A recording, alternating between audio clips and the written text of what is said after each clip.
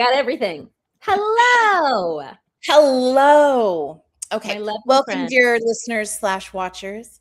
Welcome and join us for 45 minutes of positive distraction that we Pure offer you delight. here at Amuse-Bouche. Yes, pure I'm delight. Addy. I'm Julie, and this is our weekly therapy, which we share with you. Yes. We like to do a little history. We like to do a little advice.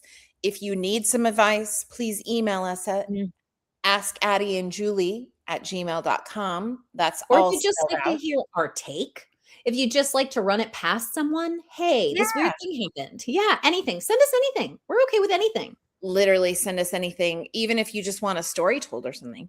Oh, yes. I love that. Yeah, anything. Have some advice on how to get more Diet Coke for less money? I want to hear it. I remember in my 20s buying a 6-pack or a 12-pack of Diet Coke and being like, $3, no problem. And now it's like $10. Fuck you. That's how I feel. Oh my gosh. Julie, Yeah. I remember quite clearly at one point I could get 3 12-packs for I Mhm. think like $9 or $10. Oh, we didn't know how good we had it. We We had didn't no know. idea We had that no idea. now just one 12-pack is about $15. Yes. Yes. Well, here it's about 10, Mm. but I mean, it comes with the fact that I live around Republicans. So Here we go. there you go. It's Here we punishment go. either way. Good times. All right. Well, smoke them if you got them, kids. Let's do Ah, some there you go. breathing exercises. Yay. Now, remember, as we do this box breathing exercise, if you can close your eyes, but if you're driving, I really don't want you to do that. You can still box breathe while you drive. Honestly, I do it all the time. Yeah, we don't want to receive an email about the car accident you got into due to closing your eyes as I you drove. really don't. That's Okay. the one email we don't want to hear. Safety first. All right, everybody. Okay. Now we're just going to think of something pleasant for a moment and focus as we do one nice big inhale. 2, 3, 4. Hold. 2, 3, 4. Exhale. 2, 3, 4. Hold. 2, 3, 4. Let's inhale. 2, 3, 4. Hold. 2, 3, 4. Exhale. 2, 3, 4. Hold. 2, 3, 4. Last one. Inhale. 2, 3, 4. Hold. 2, 3, 4. Exhale. 2, 3, 4. Ah, shake those hands. Yeah. Shaking off my day. I'm shaking off my day. Yeah, feels good. All right. Now that we feel a little more centered, a little more present, let's learn about the history of ketchup. Yay! History of ketchup. Yeah, I wanted to say our first episode came out, and I realized we said it would be a history lesson. But I think we're just going to talk to you about something that we find fascinating and interesting, whether it happened in history, whether it's happening right now. I personally am a person who loves animals and little creatures. And so my next one will be about something like that. And I just think it's fun to learn, especially in little snippets. I learn best in little snippets. So Well, teach me, when Addy. you learn something in history, it doesn't mean you have to learn the entire history or something. But Right. I think, just learning something, having a learning moment, is positive. It's good for your brain. It's good for your Yes. heart. And the next time you're at a barbecue, you can share a history of ketchup fact with all your friends. I will. Look, one of the things I learned is that 90% of Americans have a bottle of ketchup in their refrigerator right now. And Absolutely. We have 2. yeah, of course I do. Why would you not have ketchup? It's not only a staple if you have a teenager in your life, but it's a good way to, like, as a cooking person, like I cook all the time. I love cooking. It's just a good little additive if you need to, like, desalt something, if you need to sweeten Yeah, something. absolutely. I use it on ground turkey when I'm doing like a bowl where I need it to be a little tomatoey, but I don't want to add a whole thing of tomato sauce. Mm-hmm. Yeah. Okay. Alien uses. Julie, we're going to ancient China. What? I know. China? Who knew? 300 BCE. What? I know. It didn't start tomatoey, Julie, but here we are. All right. In ancient China, fishermen would catch all sorts of fish, but there were a ton of these small fish that were too small to debone. So they would put them in jars and they would break down and ferment. They would strain that and then add some spices to it to make sure it kept. And then they'd keep it in bottles and they would carry it on their sea voyages as a condiment. Okay. And it carried very well. It had a very pungent, fun flavor to add over like rice or basic fish, right?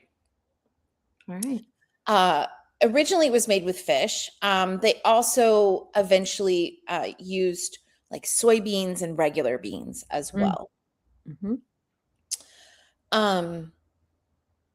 So let's see. I went through all that. Where am I in my paper? So as time went on and people from like the Dutch and the British, you know, they would like, I know, I'm thinking of a map, but it's backwards on you. They would follow the trade route over to China. You're right. I got it. The other direction. You know, and they were trading for things and, you know, they would trade sometimes for these sauces. And I don't know the original spelling, but originally it was called ketchup or ketchup. So the British were like, let's just go with ketchup. Those international flavors. Ketchup. I like it. I know. So the name, basically it translated to fish sauce, which makes sense. And they would bring it back because of course it traveled really well. And China eventually, let's see, England started to make the sauce kind of on their own. Like if we ran out of the stuff that it's so long to get more, what could we make it with? So they experimented with anchovies, which makes sense. Also a small fish. Yeah. And oysters because they were so plentiful. And those were pretty popular. Those ended up being the basis for sauces that we still use, like Worcestershire sauce and HP sauce. I don't know if you're familiar with that. HP sauce is like our ketchup in England. Everywhere we went where there would be a bottle of ketchup, there was a bottle of HP sauce. Instead of red, it's brown because it doesn't have a tomato base. Okay. And it's where ketchup is kind of like vinegary and sweet and salty. HP sauce is definitely vinegar forward and a little tangier. Ooh, that sounds like good. Maybe a combination between A1 and a ketchup. Okay, I know A1. Okay. Makes and they sense. Put it on fries and everything. Okay. So it's another, it's a different sauce. Okay. It's very delicious. Nice. And mushrooms became a big deal for people who didn't have a ton of money to buy fish. They would use mushrooms as the basis for it, which gave it that sort of umami flavor. Okay. So let's see. Oh, the walnut ketchup was a favorite of Jane Austen. Ooh, yum. I know. Also, I feel like that would be like kind of that rich, nutty flavor. Oh, I bet it would be good. Yeah. Yeah. I want to try walnut ketchup. I'm sure I can find you a recipe, Jules. Yeah, I'm sure. Okay. I might. Okay. So now tomatoes hadn't come into play yet because tomatoes are native to Western South America. Columbus may have brought them to Europe in like 1493, but they were mainly grown in Spain and mainly for ornamental purposes. Oh, you're kidding me. Mm-mm. They Interesting. thought they were pretty, but they didn't like the taste of them. Okay. Um, in the Mediterranean area, of course, the tomatoes grew really well. They loved the environment Sweet. there. And Mhm. so the flavor ended up becoming more sweet instead of Mhm. sour and ended up becoming a huge part of the staple of Mediterranean diet, as we Mhm. all well know. Yes. The tomatoes eventually made their way to Northern Europe, like England. However, they considered the tomato part of the nightshade family, which Mhm. would be like a mushroom or an eggplant, and they thought that they were poisonous. Oh, I for know. no good reason at all? So one of the things historian thinks is that a lot of people used pewter plates back then. Okay, well, that would explain it. And the acid in the Mhm. tomato leached lead into the food. Okay, and that would poison you. Yeah, absolutely. Yeah. Shit. Okay. Also, pewter plates, what are you Yuck. doing? No, what are you doing? Reflect on your life. We didn't know better. They They didn't didn't. know any better. They didn't. That's okay. We've learned. That's all right. We know things now. We know. Okay. Thank goodness. So the first appearance of tomato ketchup popped up around 1801 in the Wow. I I would know. not, if you had asked me to guess when the first tomato ketchup came, I would have said maybe 1930. I genuinely, no idea. Okay. 1801 over in America, where Yeah. we are watching the decline of Mhm. America. And Mhm. so in the Carolinas, we see a recipe for Okay. tomato ketchup. We also Now, do add sugar to fucking everything, so that makes sense. we certainly do, Jules. Yeah. So in all of Europe and Asia, well, Asia, of course, called it ketchup, but in their in their tongue. But the way it was spelled in England was KETCHSUP, right? Ketchup. Okay. Ketchup. But in the Americas, they called it catsup. So CATSUP. Cats. Okay. Yeah. I've heard both. I know. I have heard both and I've seen both on bottles. Mm, Somehow now that I've learned all of this, I feel like catsup is just we're such crazy. dummies. Anyway, Bananas. um so tomatoes went through like kind of a big deal like Taylor Swift, Mm. where there were doctors and people telling you that tomatoes were so good for you that they could cure all ails. And one guy even wrote in a medical journal that if you ate enough tomatoes, you probably wouldn't die ever. Okay, that's a stretch, but okay. Oh, tomatoes, the Taylor Swift of fruit. So, because tomatoes don't travel very well and not everybody Mm, could grow them, mm. some grifter created tomato pills, Ew. and this caused a tomato pill war. So there was like warring factions of tomato pills. That's my kind of war, Addy. Oh, Julie, this world is crazy, and I love it. this world is nuts. Oh, Okay, I just love the fact that I learned that there was a tomato pill war. I me too. mean, I would have like never known. in our life, other than the actual wars, there's been like the cola war is kind of the Mhm. biggest war, or the late night show host show wars. Absolutely. We all know Um, where we stand on these. but I wish I was there for the tomato pill war. I would have, I Tried we can say, both, made a good decision about which one wins. I like to have good information behind my decisions. well, I'll tell you, tomato pill A really made my skin glow, but tomato pill B Those antioxidants, I could feel them. cured my insomnia. Okay. Um, so tomato ketchup recipes became more common. And so tons of cookbooks and just personal recipes through the 1800s, we see all sorts of variations.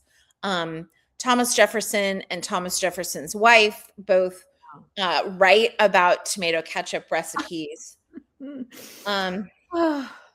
But trying to bottle it for mass consumption is disastrous because tomatoes just on their own, they spoil quite quickly. And so anytime anyone tried to bottle it for mass consumption, generally made people sick. So because it would mold so quickly. Oh, yeah. And then they started adding something terrible. I can't remember what it was called. I didn't write it down. It was like this terrible preservative, like boric acid or something like that. Okay. And it made it taste awful. Okay. So we liked it. We cut to Henry Heinz in 1860. This sweet bastard was already pickling pickles and selling them to everybody. Heinz knew his condiments. He understood what he was up against, and he wasn't scared. So what he did was he decided the good preservatives would be vinegar and sugar, which are both good preservatives. And he would put his ketchup in a clear bottle so you could see that it was still healthy and good. Okay. And he made it incredibly thick so that it would just pour really slowly. It really plops. It does. And he put the number 57 on there because he thought it was a lucky number. It means nothing. It means nothing? It means nothing. Oh my God. Like 6, 7. It means nothing. The children just say it. And they think it's hilarious. Yeah, they do. Maybe say 57, 5-7 at them and see. Yeah, see if they'll probably just look at you like not 67, 57. Nincompoops. So Heinz, of course, was German, and he got the whole vinegar ketchup thing from a German recipe. But basically it improved like everything. So this is how his ketchup really caught on, and it was the very first one that was mass sold. Everybody else who came after kind of copied him in certain ways, and everyone loved the thickness of it. So everyone else had to make like a thicker ketchup, even though ketchup up to that point generally was more like a hot sauce. Okay. Like it was much wetter. Dribbled. Yeah. Okay. Instead of poured. Heinz really was the original. Really that ain't just marketing. People were making ketchup up to that point, but they were the very first one who solved the bottling problem.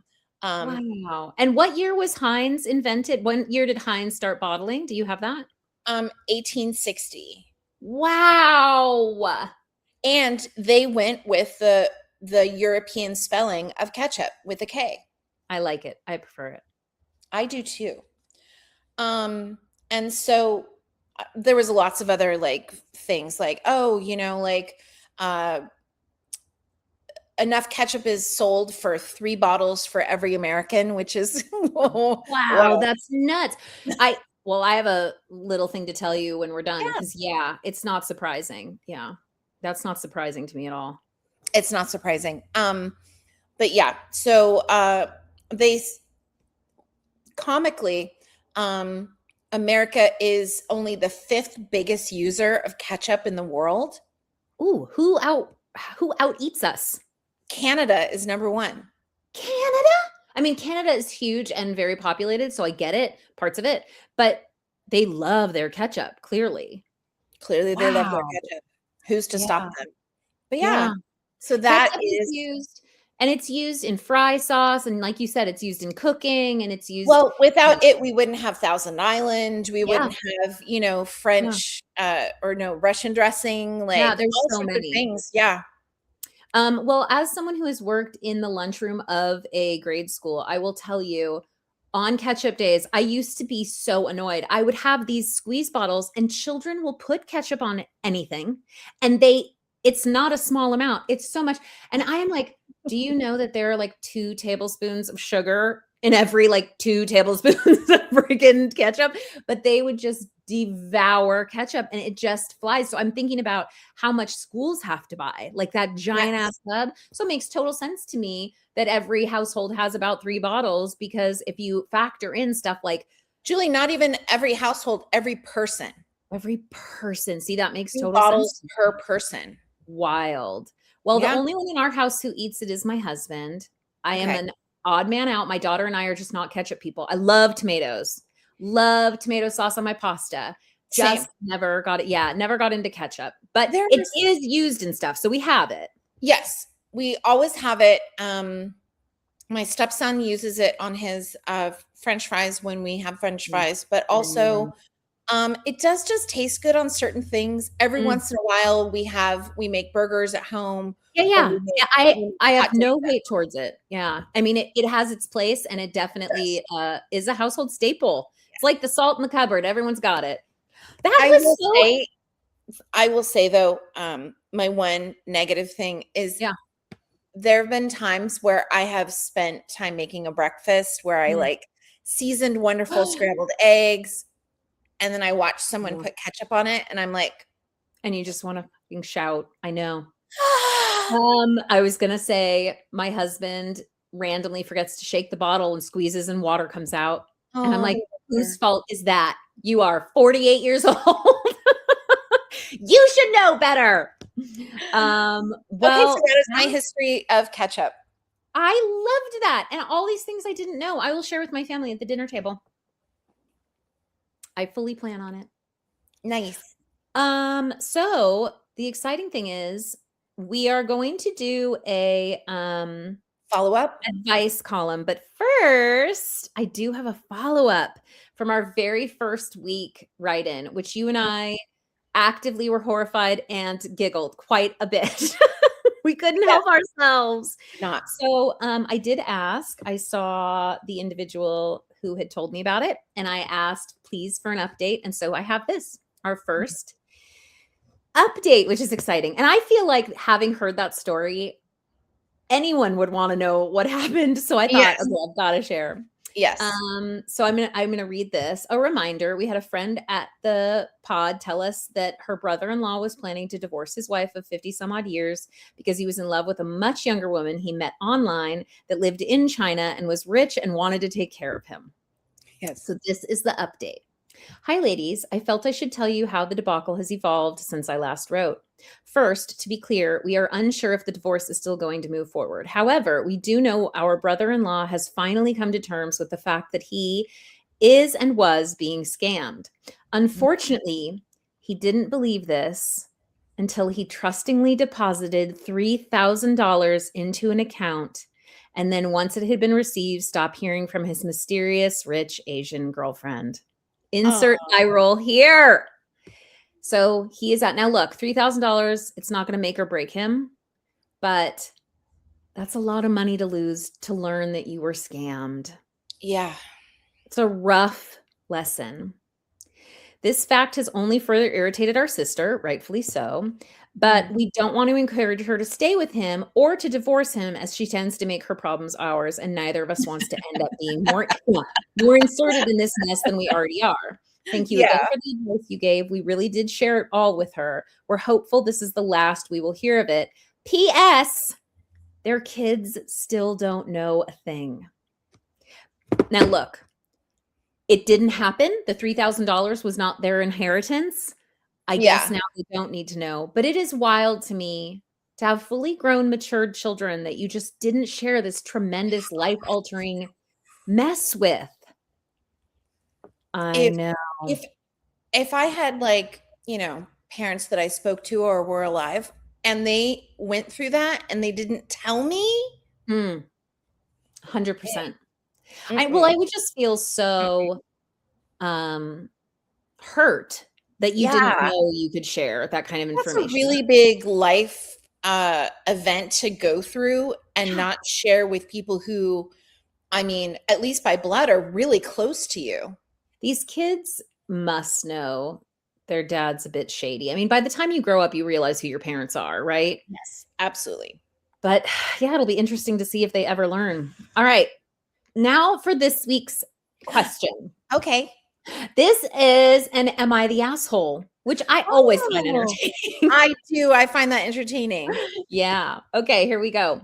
So I go out to eat with my boyfriend's family a lot. For context, it's him, me, his four siblings, one of their siblings' girlfriends, the mom, and their stepdad. Wow. Every time we go, it's a lot, yeah. Every time we go out, the check is split four ways. My boyfriend and I together, his brother and his girlfriend, the mom and the stepdad. No matter how little or how much I order, which I don't think is right. Oh, wait. No matter how little or how much I ordered. So it's split four ways no matter what. I don't think it's right for anyone because if I ordered 4 chicken tacos, why am I paying for 3 beers, 2 apps, and an entree? So yesterday, the waitress came and I asked for my boyfriend and I to have a separate check entirely. They all looked at me like I was crazy. They Sure. said, no, together we split it. And I said, I'm not paying for him and I. I said, no, I'm paying for him and I. Sorry, it's hard to read other people's writing sometimes. Mm. He told me no. Her boyfriend told her no because he wanted it all together. Mm. I said, okay, I'll just pay for my food. I ordered an appetizer and a side Caesar salad. The tab was almost $400. Why am I splitting it when my food was only $25? So they got mad at me. I explained I was not paying for stuff that I didn't order and I'm not paying for their children's meals. When I ordered 2 things alone, they all got mad and said, "Well, we're all splitting it." And I said, "That's fine. You can all split it, but I'll just pay for my meal." I left the restaurant by myself and did not attend to the things they had planned for afterwards because the Mm. situation was obviously not over. My Yeah. boyfriend got mad at me and said I embarrassed him at the restaurant, and for not attending afterwards, he was upset as well. I'm at a loss, honestly. It's the next day and everyone is still angry with me. Am I Yeah. the asshole? Ooh, Well, you know what? Kind of she is the asshole for not talking about it until they got to the restaurant. yeah, that was not well handled. You No. have to discuss it with your boyfriend beforehand. Yes. Now, I And will you say have to be this. of one mind. You know what Yeah, I mean? Like yeah, if your boyfriend, who's clearly this is a ritual, they've been doing it for a long time, if this is the way that they do it, you either have to be on board or you have to change his mind too. exactly. So that he's not out of left field, embarrassed in front of his And family. here's the thing, if you don't if say, it was say you and I are the Mhm, boyfriend and girlfriend in this mhm. scenario, right? If I don't want to pay for your family, Yeah, I'm gonna say, "I don't mind that you guys do it, but I don't wanna pay for it." yeah. Tell him, So "You can pay the he's check and gonna I'll pay he's you." gonna pay his quarter, Yeah, and that's fine. that's And maybe fine. anything you guys do after that, I'll pick up a little bit here and there, Yeah. but it's such a big chunk of change, and it's not actually your family. But Mm. if you've been together for a long time or contemplating marriage, this is your family. Yeah, that's true. Also, the thing is, there are so many circumstances in which this could go a million different ways. First of all, only one set of people at this table has children. Mm, That's really hard to remedy, in my opinion. If the family already does it this way, then yes, beforehand you can say, "Honey, I don't feel comfortable because we're end up paying for their children's meals. We don't have that kind of money." Like that's another thing. If you guys are doing really well, you're financially well off, it doesn't matter, yeah, then it's fine to split it. for If sure. you're if you're 5 individual adults and you all order different stuff, it's fine to split it. But Yeah, once how you old are these siblings? that's what I'm saying. If are they teenagers? Are they grown adults? Do they have good job? It's such a difficult thing. Clearly, this deal was set up probably before she even arrived. Yeah, for And I sure. can respect her saying, wait a second. I'm not spending, $100 when my meal was 25. That I respect that. But yes, you needed to talk to him first. You needed to cover why. Also, you could say to him, look, can we just go under the guise of we're splitting it? You pay for it because it's your family, and I'll give you the money that my meal was when we get home or whatever. And that seems perfectly reasonable to me. If he wasn't cool with that, maybe you have a bigger problem. This isn't the guy for you. But I think bringing it up out of the blue, At the table with everyone there, not cool. No, that's a dick move. Yeah, you're kind of an asshole for how you handled it. Now, for not wanting to pay, that's okay, but you didn't handle it appropriately. I think that it could have been handled much better. I That agree. is I tough, think, though.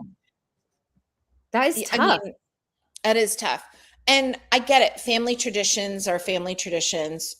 Or even if it's your found family, Mm, yeah. say like on the show Friends, there were Yes.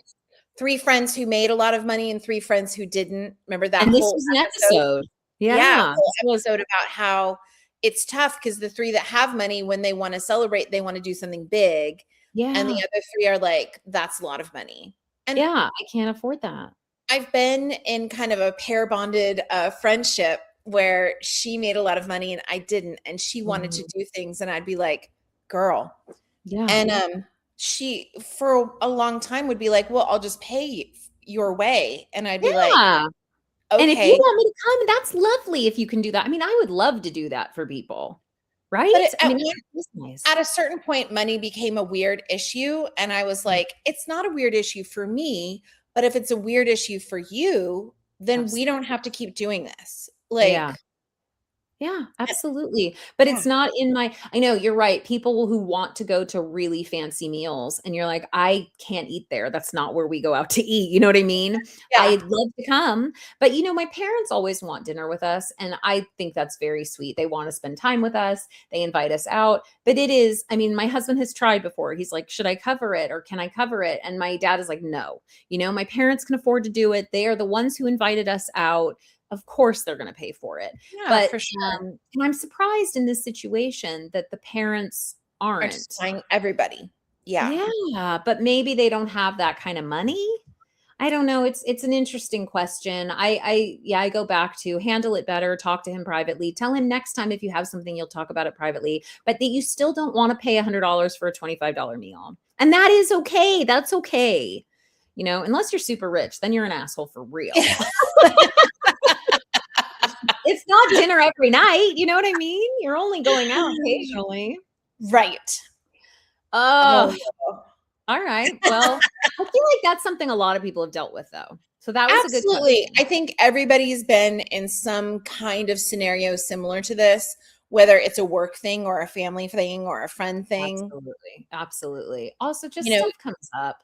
Stuff yeah. just comes up. I remember when I nannied one of the little girl when she got old enough to kind of go to the mall, one of her friends kept bringing stuff to the counter and just expecting her friend to pay for it.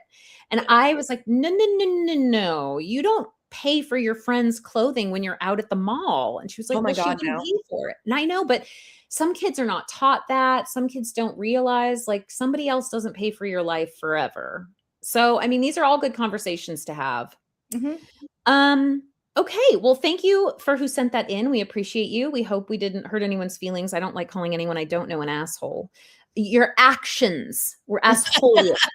I'm sure you Asshole. yourself are not an asshole, but your Yes. behavior could use a tweaking. There you go. The last thing I have to share with you before we do our what are you watching and listening to distract yourself Yeah. Do segment. you have a fun fact? I do. I have a very good one today. Okay. Clearly, I'm struggling with a sweet tooth this week because my fun fact for the week is that the average person in Switzerland consumes approximately 19 to 25 pounds of chocolate a year. A year. 19 to 25 pounds of chocolate per year. That's like 2 pounds a month.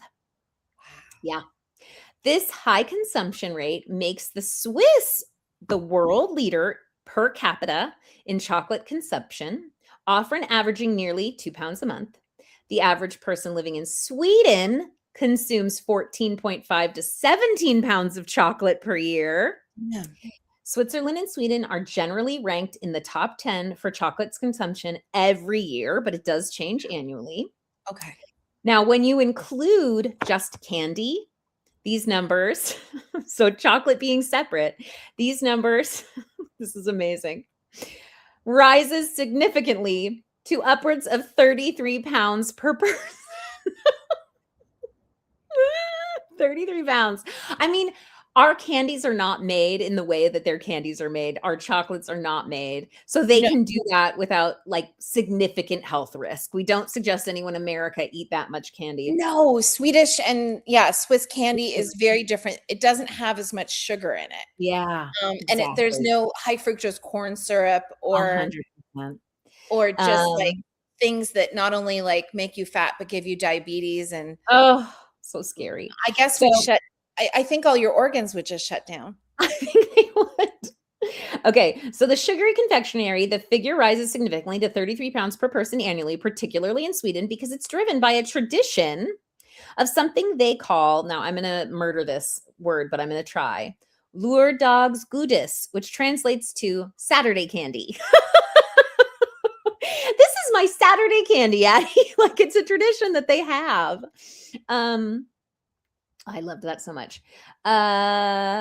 Context, hold on. While the 14 to 25-pound figure between the two seems high for chocolate alone, it's quite accurate when considering the total sugary confectionery intake. It gets much higher. So my question to you was strictly, when do we get to move to Switzerland and Sweden? Because I am here for it. Oh, hell yeah. Wow. I'm not picky. How We many can go pounds to of either one. chocolate was it? 20 pounds? It depends on so Switzerland was 20 and 20, no, Switzerland came to 25. So it Mhm. said between 19 to 25, and Sweden was 14 and a half to 17. So the only like context I have for what that would be like is Trader Joe's sells those pound bars of chocolate. Mhm. And back Those are in the day when I was huge. super broke, I would buy those and then basically like break it up into little pieces because Yes. it was cheaper. And then I would have like, you know, a square of chocolate a Yeah. day. You could shave it on your ice cream. Yeah, you can do all kinds of different stuff. Yeah, But I would freeze it. 17 to 25, no, 19 to 25, and then 14 and a So half that to was a 7. pound. So 25 of those chocolate Oh bars, my just God. like, and this is for the year. Like, I would love to see someone go into Trader Joe's and say, I'm just stocking up for the year. This is my 25 pounds of chocolate. I'm Swiss, you know. I have to keep up appearances. I mean, I moved here, but I don't want to quit all my like Oh, traditions from back home. if only we had access to Swiss or Swedish chocolate. I mean, yes, please. I Yes, mean, please. yeah, it tastes different. Obviously, it doesn't taste like ours, but I could Yeah. get used to it for I could sure. get used to it for sure as well. Yeah. I'm not Well, mad at any chocolate. Julie, I guess that's our new life goal. Yes, life goal, move to Switzerland or Sweden. They both look lovely and idyllic anyway. Mm. Um, oh, so good. All right. So, what are we doing for ourselves this week? What are you watching, listening to, focusing on? Get Um, out of the slump. I know, I know. It's rough out there. Mm. Um, well, we're still in the pit season, so I've still been enjoying that. There are two simultaneous RuPaul Drag Race seasons going on right now. Nice. Two at The once. What a gift. I know there's UK versus the world, Mm. and then there's a regular old season 18, I think, of Drag Race, Wow. American Drag Race. And then there's all this stuff that goes along with that. So you get pit stop and you get um, uh, the photo review and that ridiculousness. Love it. I've been really trying again and succeeding in meditating every day, which Wow. really is helping me. Yeah, kudos. It's not only helping me process terrible information, but it's really helping me not doom scroll. Yeah. Man, is that hard. Yeah. Kind of like doing this stupid new medically forced diet that I'm on, where now I no longer even really crave sugar. Mhm. I no longer crave the doom scroll, which is great. You're better for it. Yeah, you're better for it. Yeah. That's so healthy. Well, I have been listening to music with my daughter, which is so fun because, Oh. she's about to be 13, so all my music is new to her. I mean, no, she's listened to it because I listened to it, but I find myself going to just a mix. So I'll go to like all out 80s and Mm. then we'll listen to that and she'll be like, "Oh, I love this song. Oh, this is a great song." And so she'll add those to her list. And then Yeah. I did a 90s one the other day, which was wild because the amount of songs that I heard, I knew all the words to and didn't have any idea how long it had been since I heard them. It's Amazing. so fun. We are a family of people who really, really freaking love music. And so it's so fun to share it with her. And then to hear her getting ready in the morning and listening to music I listen to. I mean, Yeah.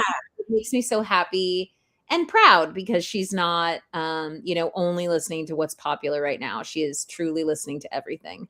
Oh, um that's wonderful. I know, it makes me so happy. Another thing that makes me so happy is going to a thrift store on the weekend and Okay. finding books to put in my little free library in the front yard. Mm. And I think about, okay, there are kids in my neighborhood and there are adults in my neighborhood, and what would I want to share with them? Books that I love, right? So I put The Lord of the Rings in there. I put Pictures from Hollis Woods in there. I put um, All Creatures Great and Small in there. And I just love searching through the books and being like, this is a wonderful book. I'm adding this to my little free library. Because, there's nothing better than a story you've never read that is life-changing, right? Like, I'll never forget the Yeah. first time I read Anne of Green Gables. It changed my life. It's why she's my favorite. And I just think there's nothing like reading, especially when you're young. So having so many kids around, I'm like, I'm trying to like mold their brains, without any say from their parents. Anyway, so those are my two happy things this week. Oh, that's really nice. Yeah, I read recently that people who listen to music like basically kind of all the time Mm. have a 40% reduction in developing dementia. Wow. Okay, I need to listen to more music I because think I it just feel it. it affects your brain and in just a better way. Yeah, Um, music. Mhm. um, and I know I really got off music and have been listening to podcasts for years, like Mhm. almost exclusively, like listening to a little bit of music, but not as much. And since I read that, I have been listening to more music and it does make me feel better. It puts Oh, me in a better 100. mood. Yeah, And 100%. uh my husband Gary and I talk all the time about how the current music is so produced. Produced, It, overproduced. it's Absolutely. overproduced, and I cannot. I just I want to like Billie Eilish. She's I so know. pretty. Yeah. Um, She's so pretty. she's so Yeah. pretty, She's and so fucking talented. Are you kidding me? really She's so talented, but the yeah. songs are so overproduced. They literally sound like nothing. Yeah. And I just can't get into it. So I've gone back and I re-listened to some of my favorite Beck albums like Mhm, Mutations and Sea mhm. Change. Jesus Christ, those albums are so good. That music is so good. I know it's wild because at the time they came out, we listened to them ad nauseum, and then it's like you knew them so well forward and back. It was like, oh, something new is coming. But now you go back and it's like so nice to hear it again and so Yeah, fun.